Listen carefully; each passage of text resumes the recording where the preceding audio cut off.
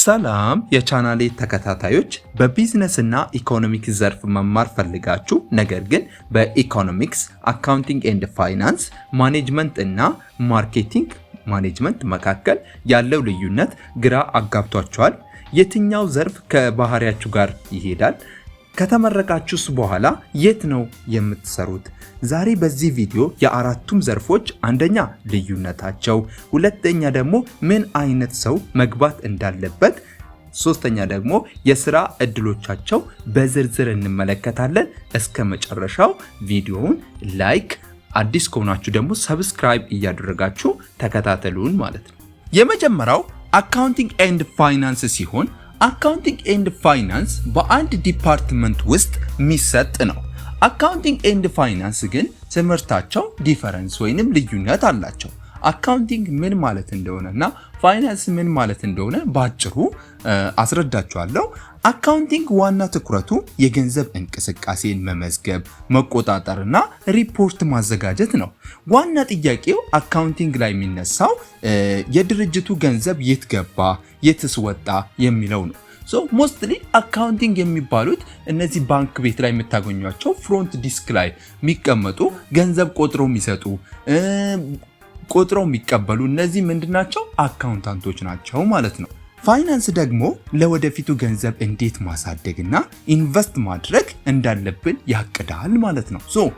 ስለ አካውንቲንግ ኤንድ ፋይናንስ ይሄን አክል ካል ወደ አካውንቲንግ ኤንድ ፋይናንስ መግባት ያለባቸው ተማሪዎች ምን አይነት ተማሪዎች ናቸው የሚለው ስናይ አንደኛ ከቁጥሮች ጋር መስራት የሚወዱ ከማትስ ጋር ጥሩ ግንኙነት ያለው ሰው ወደዚህ ቢገባ ሪኮመንድ ይደረጋል። ሁለተኛ ደግሞ ጥንቃቄ ያለው ተማሪ ቢሆን ትንንሽ ስህተቶች ትልቅ የገንዘብ ጉድለትን ስለሚያመጡ ጥንቃቄ የሚያደርግና ዝርዝር ነገሮችን ዲቴልስ በጥንቃቄ የሚያይ ተማሪ ቢሆን ይመከራል። ሞስትሊ ይሄ ነገር በኋላም ስትማሩትም ልታውቁት ትችላላችሁ። ግን አሁንም የዚህን ሀቢቱ ካላችሁ ወይንም ልምዱ ካላችሁ ወደዚህ ፊልድ ሪኮመንድ ይደረጋል።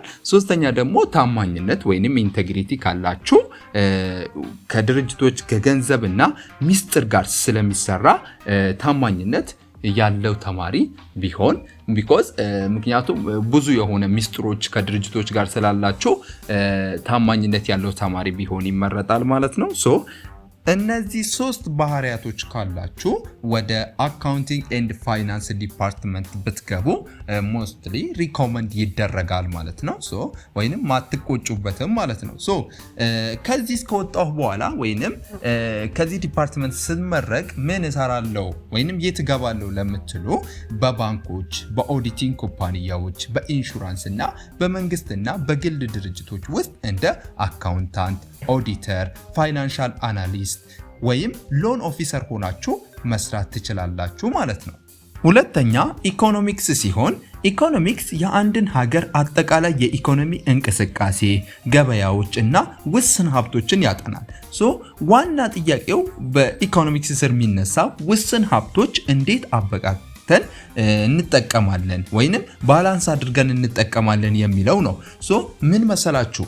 አሁን human wants unlimited ነው አይደል? የሰዎች ፍላጎት unlimited ነው። ሪሶርስ ግን ስካር ነው ወይንም ሊሚትድ ነው። ይሄንን እንዴት ባላንስ አድርገን እንጠቀማለን የሚለው አንዱ የኢኮኖሚክስ ጥያቄ ነው ማለት ነው። ከዚህ በተጨማሪም ደግሞ ኢኮኖሚክስ በሁለት ይከፈላል፣ ማይክሮ ኢኮኖሚክ ኤንድ ማክሮ ኢኮኖሚክ።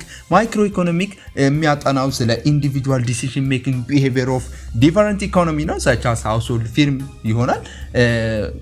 ሁለተኛ ማክሮ ኢኮኖሚ ደግሞ ኦቨርኦል አግሪጌት ቢሄቪየር ኦፍ ዘ ኢኮኖሚ የሚያጠና ነው።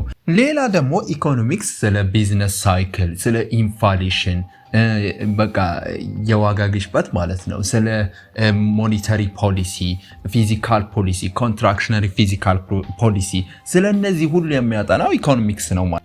ስለ ኢኮኖሚክስ ይሄን አክል ካወራን አሁን ደግሞ ወደዚህ ፊልድ መግባት ያለባቸው ተማሪዎች ምን አይነት ተማሪዎች ናቸው የሚለውን ስናይ አንደኛ መረጃን መተንተን ወይንም ዳታ ኤንድ ሎጂክ የሚወድ ማለት ነው። መረጃን መተንተን የሚወድ የነገሮች መንስኤና ውጤት ማገናዘብ የሚችል ተማሪ ወደዚህ ቢገባ ሪኮመንድ ይደረጋል።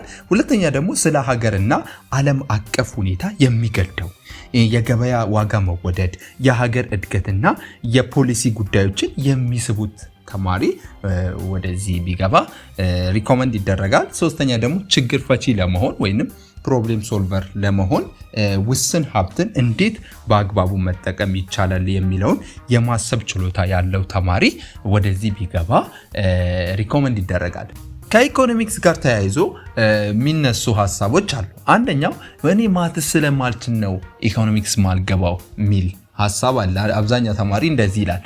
ግን ኢኮኖሚክስ ላይ በአመት ውስጥ በዛ ሳብጀክት ኢኮኖሚክስ የሚኖረው 2 ሳብጀክት ላይ ነው። 2 ሳብጀክት ብቻ ነው ያለው በኢኮኖሚክስ ፊልድ ከገባችሁ ማለት ነው።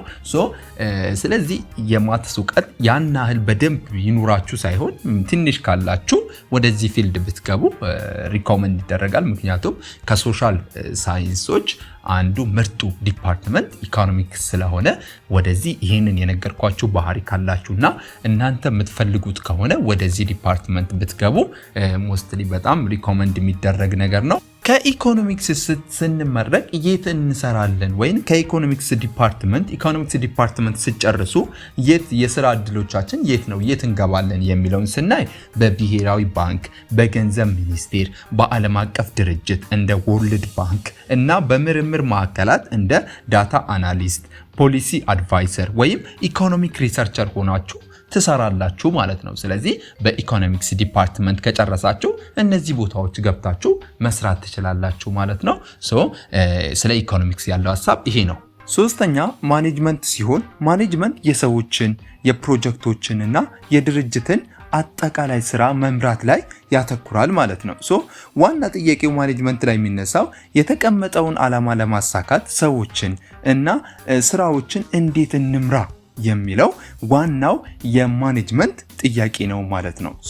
አሁን ሞስትሊ በማኔጅመንት ሲጨርሱ ወይም ማኔጅመንት ዲፓርትመንት ገብታችሁ ሲጨርሱ እንደ ቦስ ነው። እናንተ የትኛውን ቦታ ብትሄዱ ቦስ ናችሁ ማለት እንደ ቦስ ማለትም በቃ መሪ ትሆናላችሁ። የትኛውን ቦታ ላይ እናንተ ትመራላችሁ ሳይሆን መሪ ነው የምትሆኑት ማለት ነው። ስለ ማኔጅመንት እንደዚህ ካል ወደ ማኔጅመንት መግባት ያለባቸው ተማሪዎች ምን አይነት ባህሪ ያላቸው ተማሪዎች ናቸው የሚለው አንደኛ የመሪነት ወይንም ሊደርሺፕ ፍላጎት ያላቸው ተማሪዎች ወደዚህ ቢገቡ ይመረጣል። ማለትም ሰዎችን ማስተባበር፣ መምራትና ማደራጀት የሚወዱ ሰዎች ወደዚህ ቢገቡ ሞር ሪኮመንድ ይደረጋል። ሁለተኛ ደግሞ የመግባባት ችሎታ ወይንም ኮሚኒኬሽን ስኪል ያለው ተማሪ አሁንም ሆነ በትንሹም ሀቢት ካለው ወይንም ልምድ ካለው የዚህን ማለት ነው ከተለያዩ ሰዎች ጋር በቀላሉ መግባባትና ነገሮችን በግልጽ ማስረዳት የሚችል ተማሪ ወደዚህ ቢገባ ሪኮመንድ ይደረጋል ማለት ነው። ሶስተኛ ደግሞ ውሳኔ ሰጪ ወይንም ዲሲሽን ሜከር በችግር ጊዜ በፍጥነትና በስሜት ሳይሆን በምክንያት ውሳኔ መስጠት የሚችል ሰው ወደዚህ ቢገባ ሪኮመንድ ይደረጋል ማለት ነው። ይህንን ልምድ ካላችሁ ወይንም ባህሪ ካላችሁ በትንሹም ቢሆን ካላችሁ ወደ ማኔጅመንት ገብታችሁ ብትማሩ እናንተ ማትቆጩበት ፊልድ ይሆናል ማለት ነው ለእናንተ ማለት ነው። ስለ ባህሪው እንደዚህ ካወራን ከተመረኩስ በኋላ ከማኔጅመንት ዲፓርትመንት ከተመረኩ በኋላ የት እሰራለሁ ለሚለው ደግሞ ከማኔጅመንት ስትመረቁ በማንኛውም ድርጅት ውስጥ እንደ ጀነራል ማናጀር፣ ሂውማን ሪሶርስ ማናጀር እና ፕሮጀክት ማናጀር ወይም ኦፕሬሽን ኦፊሰር ሆናችሁ የመሪነት ቦታዎችን መያዝ ትችላላችሁ ማለት ነው። የመሪ ቦስ ሆናችሁ መስራት ትችላላችሁ በማኔጅመንት ስትመረቁ ማለት ነው። ይሄ አጠቃላይ የማኔጅመንት ሀሳብ ነው ማለት ነው። አራተኛ ማርኬቲንግ ማኔጅመንት ሲሆን ማርኬቲንግ ማኔጅመንት ዋና ትኩረቱ ምርትን ማስተዋወቅ፣ የደንበኞችን ፍላጎት ማወቅና ሽያጭን መጨመር ነው። አሁን ዋናው ጥያቄ ማርኬቲንግ ማኔጅመንት ላይ የሚነሳው ምርታችን ለደንበኞች እንዴት አሳምነን እንሸጣለን የሚለው ዋናው የማርኬቲንግ ማኔጅመንት ጥያቄ ነው ማለት ነው። ሞስትሊ ማርኬቲንግ ማኔጅመንት ሲባል ምርትን ከማስተዋወቅ ጋር ይገናኛል ማለት ነው። ስለ ማርኬቲንግ ማኔጅመንት ይሄን ያክል ካወራን ወይንም በትንሹ ካየን ወደ ማርኬቲንግ ማኔጅመንት መግባት ያለበትስ ተማሪ ምን አይነት ተማሪ ነው የሚለው ስናይ አንደኛ የፈጠራ ችሎታ ያለው ወይንም ክሬቲቪቲ ያለው ተማሪ ቢሆን ይመረጣል። ምክንያቱም አዳዲስ ሀሳቦችን ማመንጨት፣ ማስታወቂያዎችን መሳብ እና ሰዎችን መሳብ የሚችል ተማሪ ቢሆን ወይንም የሚወድ ተማሪ ቢሆን ስለሚመረጥ ማለት ነው። ስለዚህ አንደኛ ክሬቲቪቲ ወይንም የፈጠራ ችሎታ ያለው ተማሪ ወደዚህ ቢገባ ሪኮመንድ ይደረጋል። ሁለተኛ ደግሞ ተናጋሪ እና አሳማኝ የሆነ ሰዎችን በንግግር የማሳመንና ምርቱን የማሻሻል ተፈጥሯዊ ፍላጎት ያለው ሰው ከሆነ ይሄም ወደ ማርኬቲንግ ማኔጅመንት ቢገባ ሪኮመንድ ይደረጋል ማለት ነው። ሶስተኛ ደግሞ የሰዎችን ባህሪ ማወቅ የሚፈልግ ወይንም ደንበኞችን ምን እንደሚወዱ እና ምን እንደሚፈልጉ እንደሚያስፈልጋቸው ቀድሞ መረዳት የሚችል ተማሪ ወደዚህ ቢገባ ሪኮመንድ ይደረጋል ማለት ነው። ይሄ ነው። እሺ ይሄንን ባህሪ ካየን ማርኬቲንግ ማኔጅመንት ዲፓርትመንት ከተመረቅንስ የት ቦታ እንሰራለን ለሚለው ስናይ በማስታወቂያ ድርጅቶች፣ በአድ ኤጀንሲ፣ በኢትዮ ቴሌኮም፣ በባንኮች፣ በሽያጭ ድርጅቶች እና በዲጂታል ማርኬቲንግ ኩባንያዎች እንደ ማርኬቲንግ ኦፊሰር፣ ሴል ማናጀር፣ ብራንድ ማናጀር ወይም ዲጂታል ማርኬተር ሆናችሁ ትሰራላችሁ ማለት ነው። በአጠቃላይ አራቱም ዘርፎች የራሳቸው የሆነ ትልቅ አስተዋጽኦ አላቸው። ታዲያ ከነዚህ ውስጥ የእናንተ ስብዕና የሚመስለው የትኛው ነው? ኮሜንት ላይ አስቀምጡልኝ። ቪዲዮ ከተመቻችሁ ላይክ፣ ሰብስክራይብ ማድረጋችሁ እንዳትረሱ። ስለተከታተላችሁ አመሰግናለሁ። በሌላ ቪዲዮ እስክንገናኝ መልካም ጊዜ ይሁንላችሁ።